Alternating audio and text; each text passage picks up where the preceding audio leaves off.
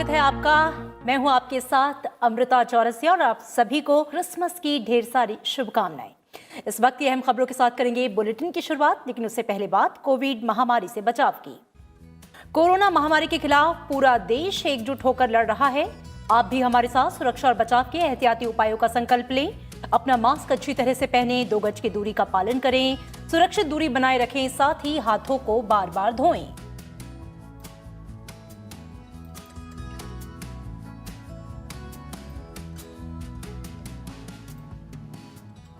और आइए अब नजर डालते हैं हेडलाइंस पर।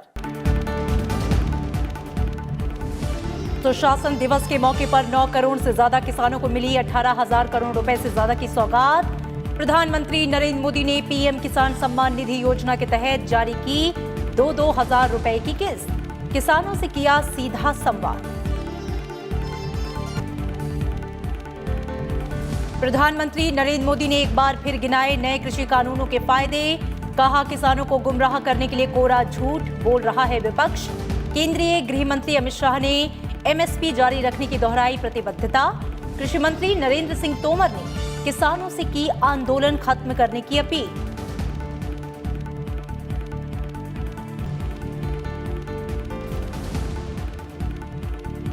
उपराष्ट्रपति एम वेंकैया नायडू ने इंडिया इंटरनेशनल साइंस फेस्टिवल के समापन समारोह को किया संबोधित।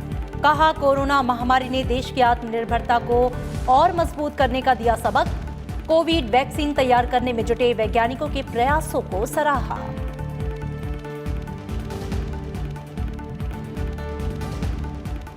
भारत रत्न पूर्व प्रधानमंत्री अटल बिहारी वाजपेयी की जयंती पर देश भर में कई कार्यक्रमों का आयोजन।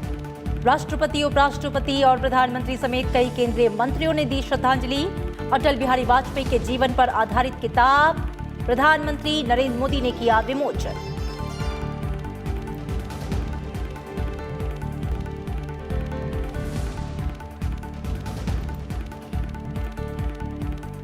और देश दुनिया में धूमधाम से मनाया जा रहा है क्रिसमस का त्योहार।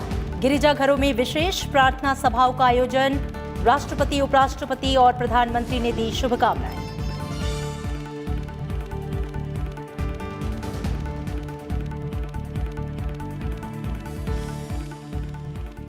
सुशासन दिवस पर प्रधानमंत्री नरेंद्र मोदी ने आज पीएम किसान सम्मान निधि की अगली किस्त जारी की। उन्होंने 18,000 करोड़ रुपए से अधिक की राशि करीब 9 करोड़ किसानों के खातों में ट्रांसफर की। इस मौके पर प्रधानमंत्री नरेंद्र मोदी ने कहा कि कृषि क्षेत्र में हाल में हुए सुधारों ने किसानों को बेहतर विकल्प उपलब्ध कराए हैं। उनकी सरकार ने कृषि लागत कम करने और इसके साथ ही आमदनी को बढ़ाने के उद्देश्य से कई कदम उठाए हैं। प्रधानमंत्री नरेंद्र मोदी ने सुशासन दिवस के मौके पर पीएम किसान सम्मान निधि की अगली किस्त वीडियो कॉन्फ्रेंसिंग के जरिए किसानों को जारी की। उन्होंने बटन दबाकर 18,000 करोड़ रुपए से अधिक की राशि करीब 9 करोड़ किसानों के खातों में ट्रांसफर की। इस मौके पर प्रधानमंत्री ने कहा कि इस योजना के शुरू होने के बाद से 1,10,000 करोड़ रुपए किसानों के खातों में पहुंच चुके हैं। प्रधानमंत्री ने कहा कि सरकार ने कृषि लागत कम करने के उद्देश्य से कई कदम उठाए हैं, जिसका फायदा करोड़ों किसानों को मिल रहा है। खबरें आ रही हैं कि कैसे एक एक करके हमारे देश के किसान भाई इन कानूनों का फायदा उठा रहे हैं। सरकार किसान के साथ हर कदम पर खड़ी है। किसान चाहे जिसे अपनी उपज बेचना चाहे, सरकार ने ऐसी व्यवस्था की है कि एक मजबूत कानून और लीगल सिस्टम किसानों के पक्ष में खड़ा रहे। कि देश को आगे ले जाने के लिए देश के कोटि कोटि किसान आज इस निर्णय के साथ हिम्मत के साथ खड़े हुए हैं। और मैं मेरे किसान भाइयों बहनों को भरोसा दिलाता हूं कि आपके विश्वास पर हम कोई आंच नहीं आने देंगे। प्रधानमंत्री नरेंद्र मोदी ने कहा कि सरकार ने ये सुनिश्चित करने का प्रयास किया है कि देश के किसानों को उपज की सही कीमत मिले। इसके लिए स्वामीनाथन कमेटी की रिपोर्ट लागू करके किसानों को एमएसपी से 1.5 गुना अधिक दाम दिलाया है। प्रधानमंत्री ने कहा कि कृषि के क्षेत्र में हाल के सुधारों से सरकार ने किसानों को बेहतर विकल्प उपलब्ध कराए हैं। बदलते समय के साथ अपनी अप्रोच का विस्तार करना भी उतना ही जरूरी है। हमें 21वीं सदी में भारत की इस कृषि को आधुनिक बनाना ही होगा और इसी का बीड़ा देश के करोड़ों किसानों ने भी उठाया है और सरकार भी उनके साथ कंधे से कंधा मिला करके आगे बढ़ने के लिए कृत संकल्प है। इन कृषि सुधारों के जरिए हमने किसानों को बेहतर विकल्प दिए हैं। इन कानूनों के बाद आप जहां चाहे, जिसे चाहे अपनी उपज बेच सकते हैं। इस अवसर पर कृषि मंत्री नरेंद्र सिंह तोमर ने कहा कि केंद्र की ओर से जारी की गई राशि से किसानों को बहुत फायदा होगा। उन्होंने प्रदर्शनकारी किसानों से अपना आंदोलन वापस लेने और सरकार के साथ बातचीत के लिए आगे आने की अपील की। मुझे इस अवसर पर यह भी कहना पड़ रहा है कि पंजाब सहित थोड़े से कुछ किसान भाई और बहन हैं जिनके मन में कहीं न कहीं नए कानूनों के मामले में भ्रम पैदा हुआ है। मैं उनको आग्रह करना चाहता हूं कि वो इस आंदोलन को त्याग कर, सरकार ने वार्ता का निमंत्रण दिया है, वार्ता पर आए और मुझे आशा है कि किसान इस बात को समझेंगे, नए कानून के मर्म को समझेंगे, नए कानून के महत्व को समझेंगे और हम समाधान की ओर अग्रसर होंगे। कार्यक्रम में प्रधानमंत्री ने 6 राज्यों के लाभार्थी किसानों से बातचीत भी की।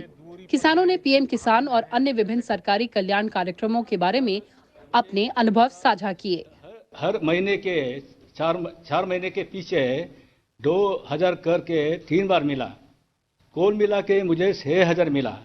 उस पैसे को मैं ऑर्गेनिक खाद, दवा और कुछ मजदूरी के ऊपर खर्चा किया। प्रधानमंत्री फसल योजना में 2580 रुपए का प्रीमियम किया था, लेकिन पिछले साल बहुत बड़ी बारिश की वजह से सोयाबीन फसल का बहुत नुकसान हो गया और उसके कारण मुझे 54,000 रुपए का राशि मिला है। प्रधानमंत्री किसान योजना के तहत किसानों को हर साल 6,000 रुपए की वित्तीय सहायता 3 किस्तों में दी जाती है। ये राशि प्रत्यक्ष लाभ अंतरण योजना के तहत सीधे लाभार्थियों के खाते में दी जाती है। प्रधानमंत्री नरेंद्र मोदी ने कृषि सुधार कानूनों को लेकर विपक्षी दलों के रुख को लेकर किसानों को आगाह किया। उन्होंने कहा कि कुछ राजनीतिक दल नए कृषि कानूनों का विरोध करके अपने राजनीतिक एजेंडे को आगे बढ़ा रहे हैं। वे कृषि सुधार को लेकर अफवाहें और भ्रामक बातें फैला रहे हैं। प्रधानमंत्री ने कहा कि इन पार्टियों ने अपने शासनकाल के दौरान किसानों की भलाई के लिए कुछ नहीं किया। पीएम किसान सम्मान निधि की अगली किस्त जारी करने के मौके पर प्रधानमंत्री ने कृषि सुधार कानूनों और किसानों से जुड़ी योजनाओं पर राजनीति करने को लेकर विपक्षी दलों की आलोचना की।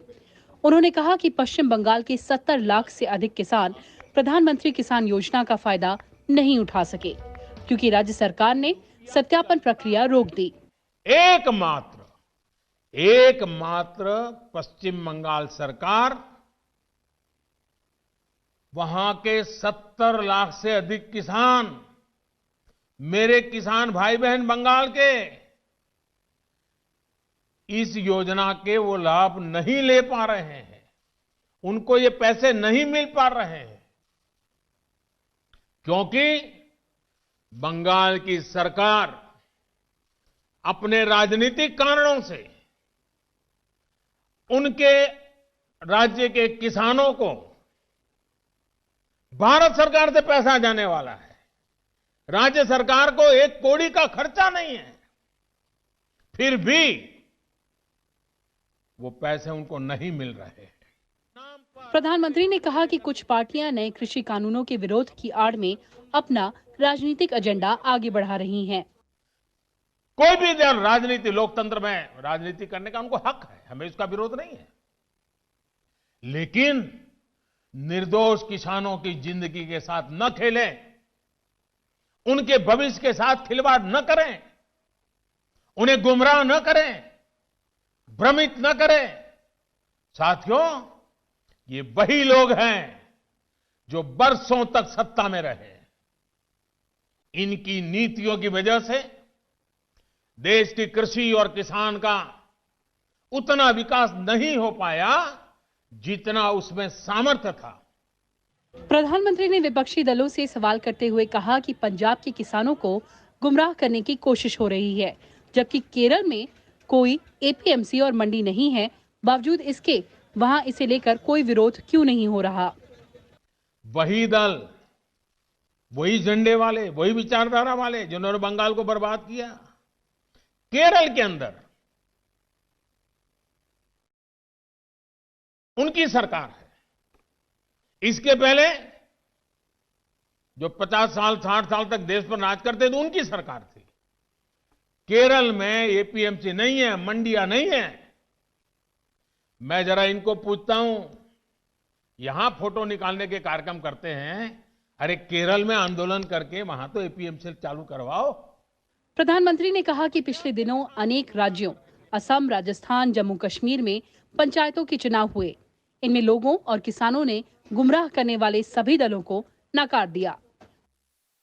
केंद्रीय गृह मंत्री अमित शाह ने कहा है कि जब तक नरेंद्र मोदी देश के प्रधानमंत्री हैं, तब तक कोई किसानों से जमीन नहीं छीन सकता। उन्होंने कहा कि न्यूनतम समर्थन मूल्य की व्यवस्था जारी रहेगी और मंडियां बंद नहीं होंगी। उन्होंने विपक्ष पर न्यूनतम समर्थन मूल्य और कृषि कानूनों के अन्य प्रावधानों के बारे में भ्रम फैलाने का भी आरोप लगाया।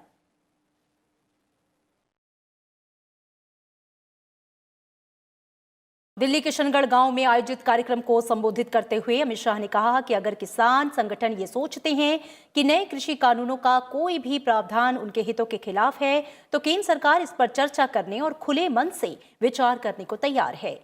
गृह मंत्री समेत कई केंद्रीय मंत्रियों और बीजेपी नेताओं ने देश भर के अलग अलग हिस्सों में किसान सम्मान निधि कार्यक्रम में आज शामिल हुए और प्रधानमंत्री के संबोधन को सुना। मोदी जी ने इतने कम समय में 21,000 करोड़ में बढ़ोतरी करते करते करते करते 1,34,400 करोड़ रुपया तक पहुंचा है। मित्रों, एमएसपी की बात करते हैं। मैं आज किसान भाइयों को, देश भर के किसान भाइयों को कहना चाहता हूं, विपक्ष के नेताओं के पास कोई मुद्दा नहीं, एक कोरा झूठ फैला रहे हैं कि एमएसपी बंद होने वाली है। प्रधानमंत्री ने स्पष्ट कर दिया है। आज मैं फिर से स्पष्ट करना चाहता हूं किसानों के सामने, एमएसपी थी, है और हमेशा के लिए रहने वाली। पूर्व प्रधानमंत्री और भारत रत्न अटल बिहारी वाजपेयी की जयंती पर आज उन्हें देश भर में याद किया गया। ये दिन सुशासन दिवस के रूप में मनाया जाता है। इस मौके पर राष्ट्रपति, प्रधानमंत्री और कई केंद्रीय मंत्रियों ने सदैव अटल स्मारक पर पूर्व प्रधानमंत्री अटल बिहारी वाजपेयी को श्रद्धांजलि दी। पूर्व प्रधानमंत्री और भारत रत्न अटल बिहारी वाजपेयी की जयंती के मौके पर राष्ट्रपति रामनाथ कोविंद और प्रधानमंत्री नरेंद्र मोदी ने सदैव अटल स्मारक पहुंचकर पूर्व प्रधानमंत्री को याद किया और उन्हें श्रद्धा सुमन अर्पित किए। पहली बार जो है बीजेपी जब सत्ता में आई थी, 13 दिन के लिए आई थी 1996 में, और उसके बाद जो है लोकसभा अध्यक्ष ओम बिरला, केंद्रीय मंत्री अमित शाह, राजनाथ सिंह, निर्मला सीतारमण, पीयूष गोयल, हरदीप सिंह पुरी और डॉक्टर हर्षवर्धन समेत अनेक गणमान्य लोगों ने भी पूर्व प्रधानमंत्री को श्रद्धांजलि दी।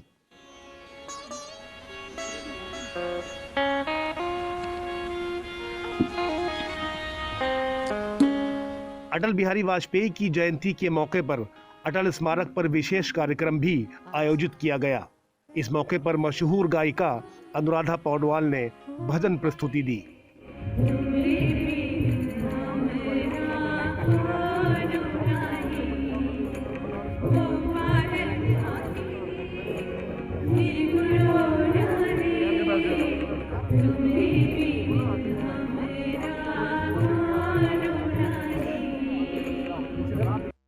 भारत रत्न अटल बिहारी वाजपेयी का जन्म 25 दिसंबर 1924 को ग्वालियर में हुआ था। अटल बिहारी वाजपेयी 10 बार लोकसभा के लिए और 2 बार राज्यसभा के लिए चुने गए। वे 3 बार देश के प्रधानमंत्री बने। अटल बिहारी वाजपेयी की कर्तव्यनिष्ठा और राष्ट्र सेवा देशवासियों के लिए हमेशा प्रेरणा का स्रोत रहेगी। 3 बार देश के प्रधानमंत्री रहे अटल बिहारी वाजपेयी एक प्रभावी राजनेता होने के साथ ही साथ एक कवि, पत्रकार और प्रखर वक्ता भी थे। उनकी याद में आज संसद भवन के सेंट्रल हॉल में भी खास कार्यक्रम आयोजित किया गया। इस मौके पर पूर्व प्रधानमंत्री के जीवन पर आधारित एक किताब का विमोचन भी हुआ। भारत रत्न अटल बिहारी वाजपेयी की जयंती के मौके पर शुक्रवार को संसद भवन में श्रद्धांजलि कार्यक्रम का आयोजन किया गया। प्रधानमंत्री नरेंद्र मोदी, लोकसभा अध्यक्ष ओम बिरला, राज्यसभा में विपक्ष के नेता गुलाम नबी आजाद और लोकसभा में कांग्रेस के नेता अधीर रंजन चौधरी समेत कई नेताओं ने पूर्व प्रधानमंत्री की तस्वीर पर पुष्पांजलि अर्पित की और उन्हें श्रद्धांजलि दी। इस मौके पर प्रधानमंत्री नरेंद्र मोदी ने अटल बिहारी वाजपेयी के जीवन पर आधारित किताब का विमोचन भी किया। पुस्तक का नाम है Atal Bihari Vajpayee in parliament, a commemorative volume.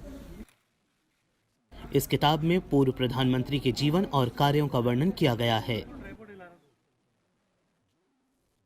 इस किताब का संकलन और प्रकाशन लोकसभा सचिवालय ने किया है।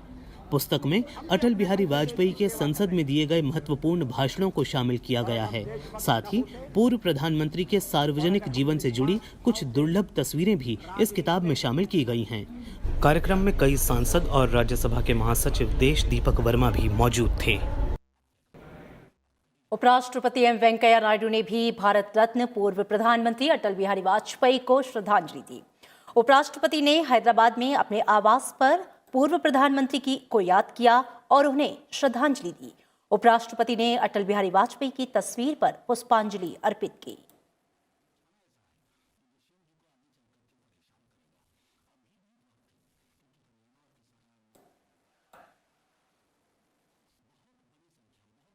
और इसके अलावा सोशल मीडिया प्लेटफॉर्म्स पर भी पूर्व प्रधानमंत्री को याद करते हुए अनेक संदेश जारी किए गए। उपराष्ट्रपति एम वेंकैया नायडू ने भी ट्विटर पर पूर्व प्रधानमंत्री की याद में कई संदेश जारी किए। उपराष्ट्रपति ने अटल बिहारी वाजपेयी को भावभीनी श्रद्धांजलि देते हुए उन्हें भारतीय राजनीति का अजात शत्रु बताया। उन्होंने लिखा कि अटल बिहारी वाजपेयी भूख मुक्त, भय मुक्त और साक्षर भारत का सपना देखते थे। उपराष्ट्रपति ने अपने संदेशों में पूर्व प्रधानमंत्री की कविताओं का भी उल्लेख किया।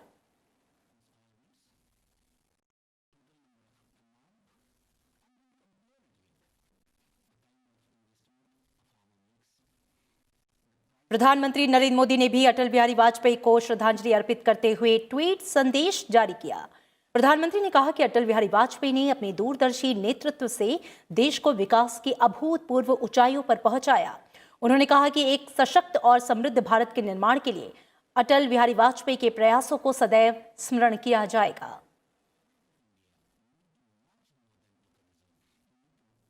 केंद्रीय गृह मंत्री अमित शाह ने ट्वीट संदेश में लिखा कि अटल बिहारी वाजपेयी ने विचारधारा, सिद्धांतों पर आधारित राजनीति और राष्ट्र समर्पित जीवन से भारत में विकास, गरीब कल्याण और सुशासन के युग की शुरुआत की।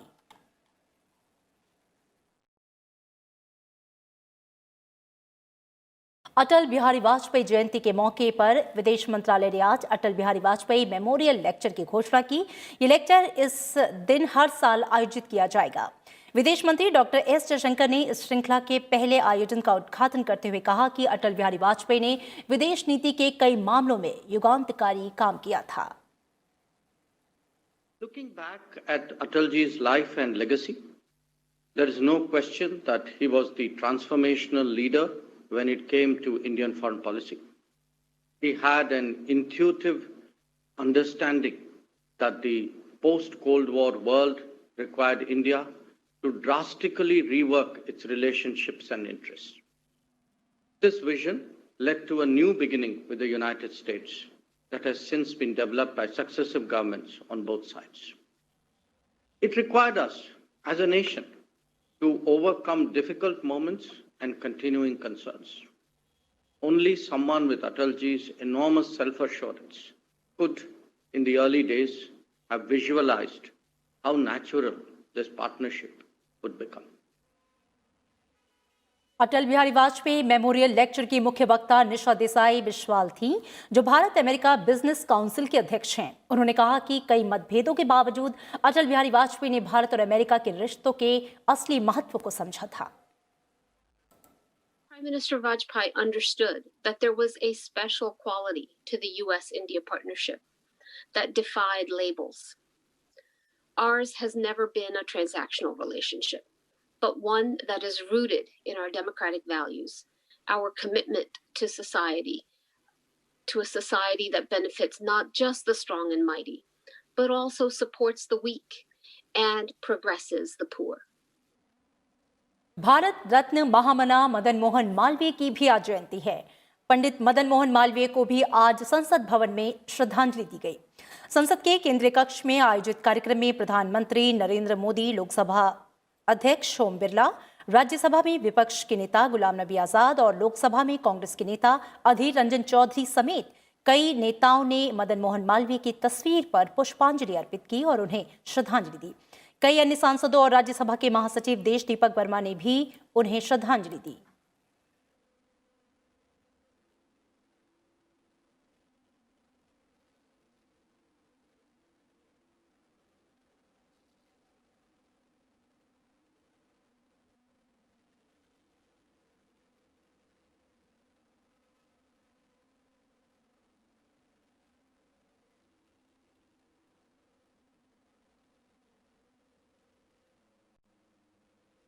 बहुआयामी प्रतिभा के धनी महामना पंडित मदन मोहन मालवीय की याद में ट्विटर पर भी कई संदेश साझा किए गए। उपराष्ट्रपति एम वेंकैया नायडू ने ट्वीट संदेश में काशी हिंदू विश्वविद्यालय के संस्थापक, विख्यात शिक्षाविद और स्वाधीनता आंदोलन के नायक महामना पंडित मदन मोहन मालवीय की जयंती पर उनके कृतित्व, उनकी विद्वता को नमन किया। स्वतंत्रता आंदोलन में पंडित मदन मोहन मालवीय की अहम भूमिका के लिए उन्हें हमेशा याद किया जाएगा। प्रधानमंत्री नरेंद्र मोदी ने भी ट्विटर संदेश जारी किया। उन्होंने लिखा कि महामना पंडित मदन मोहन मालवीय ने अपना संपूर्ण जीवन समाज सुधार और राष्ट्र सेवा में समर्पित कर दिया। देश के लिए उनका योगदान पीढ़ी दर पीढ़ी को प्रेरित करता रहेगा। केंद्रीय गृह मंत्री अमित शाह ने कहा कि देश के युवाओं को शिक्षित कर उनमें राष्ट्र गौरव और स्वावलंबन की अलख जगाने वाले भारत रत्न महामना पंडित मदन मोहन मालवीय के विचार हमें सदा प्रेरित करते रहेंगे।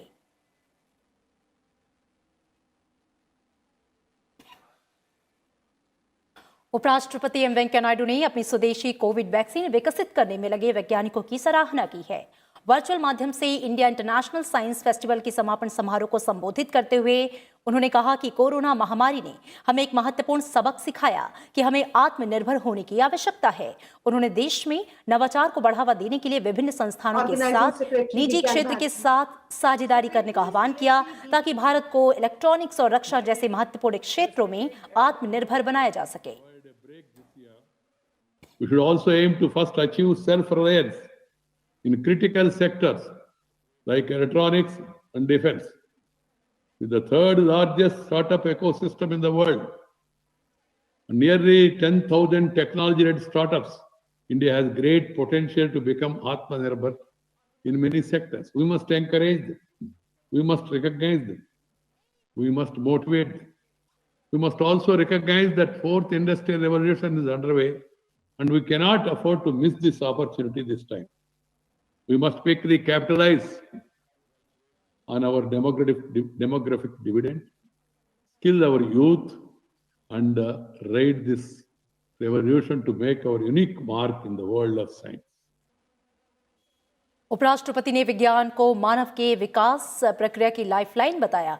उपराष्ट्रपति ने विज्ञान की शिक्षा को बढ़ावा देने और कम उम्र से वैज्ञानिक सोच को विकसित करने पर जोर दिया। उन्होंने कहा कि बच्चों को जवाब देने के लिए जोर देने की बजाय उन्हें सवाल पूछने के लिए प्रोत्साहित किया जाना चाहिए। There is a need to inculcate scientific temper at a young age. Children have an inherent curiosity. How we channelize that curiosity is very important. If we encourage them to ask questions and think critically, they become confident, self-assured, and fearless for the rest of their lives. A confident generation means a confident nation. On the other hand, if you discourage them from asking questions and curtail their imagination, they'll forever be dependent on other solutions and remain unsure of themselves. That's why I suggest this to parents and educators. Don't push children to give answers. Instead, nudge them to ask questions. स्वदेशी corona vaccine विकसित करने में जुटे हैदराबाद स्थित Bharat biotech के अध्यक्ष और प्रबंध निदेशक डॉक्टर कृष्ण एला और संयुक्त प्रबंध निदेशक सुचित्रा एला ने उपराष्ट्रपति एम वेंकैया नायडू से मुलाकात की। इस दौरान कोविड के स्वदेशी टीके कोवैक्सीन पर चर्चा की गई और स्वदेशी वैक्सीन की स्थिति, भारत और दुनिया के बाकी हिस्सों में वैक्सीन उपलब्ध कराने की योजना पर भी विस्तार से बातचीत हुई।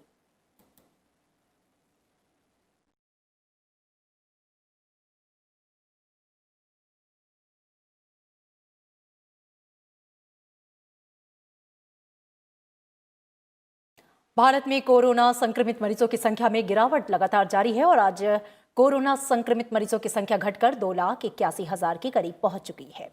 देश में अब कुल संक्रमित मामलों की तुलना में मौजूदा संक्रमित मामले घटकर 2.80% रह गए हैं, जो कि स्वस्थ हुए रोगियों की संख्या में 34 गुना से भी कम है। देश में कोरोना संक्रमण की रफ्तार लगातार धीमी होती जा रही है। रोजाना स्वस्थ होने की बढ़ती दर और नए संक्रमित मामलों के गिरते ग्राफ से मरीजों की संख्या 2,81,000 के करीब आ गई है।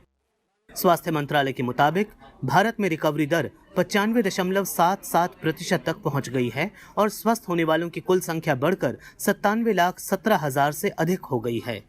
देश भर में 23,068 नए केस सामने आए हैं, जिसे मिलाकर देश में अब तक कुल संक्रमित मामलों की संख्या बढ़कर 1,01,46,000 से ज्यादा हो गई है।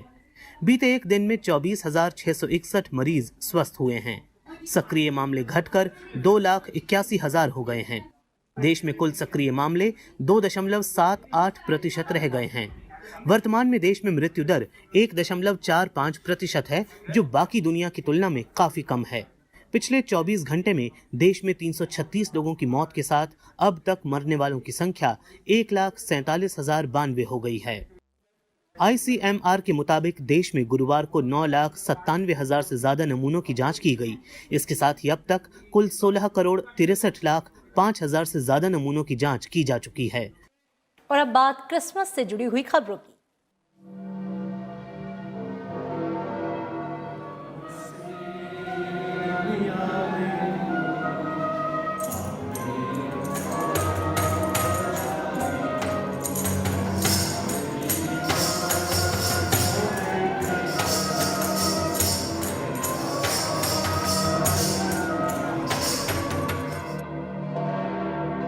दुनिया भर में आज क्रिसमस का त्योहार धूमधाम से मनाया जा रहा है। राष्ट्रपति रामनाथ कोविंद, उपराष्ट्रपति एम वेंकैया नायडू और प्रधानमंत्री नरेंद्र मोदी ने देशवासियों को क्रिसमस की शुभकामनाएं दी हैं। देश भर में स्थित चर्च में कैरोल की गूंज है, तो बच्चों में क्रिसमस को लेकर खासा जोश है। ईसाई समुदाय के साथ दूसरे धर्मों के लोग भी क्रिसमस के जश्न में हिस्सा ले रहे हैं।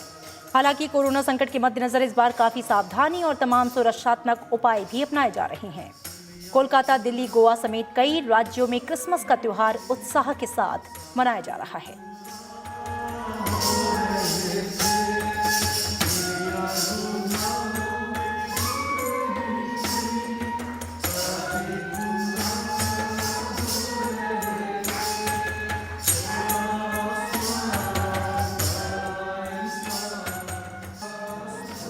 और वहीं दुनिया के कई देशों में भी क्रिसमस का पर्व मनाया जा रहा है। प्रभु यीशु के जन्म स्थल बेथलेहम में ईसाई धर्म के लोगों ने प्रार्थना के जरिए प्रभु यीशु को याद किया।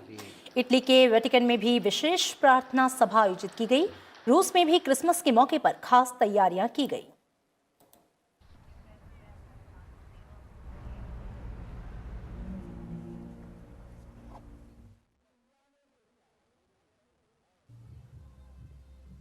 और एक बार फिर से क्रिसमस की ढेर सारी शुभकामनाओं के साथ फिलहाल इस बुलेटिन में इतना ही, लेकिन चलते चलते एक बार फिर से आपसे अपील कि कोरोना महामारी के खिलाफ पूरा देश एकजुट होकर लड़ रहा है। आप भी हमारे साथ सुरक्षा और बचाव के एहतियाती उपायों का संकल्प लें। अपना मास्क अच्छी तरह से पहनें, 2 गज की दूरी का पालन करें, सुरक्षित दूरी बनाए रखें, साथ ही हाथों को बार बार धोएं।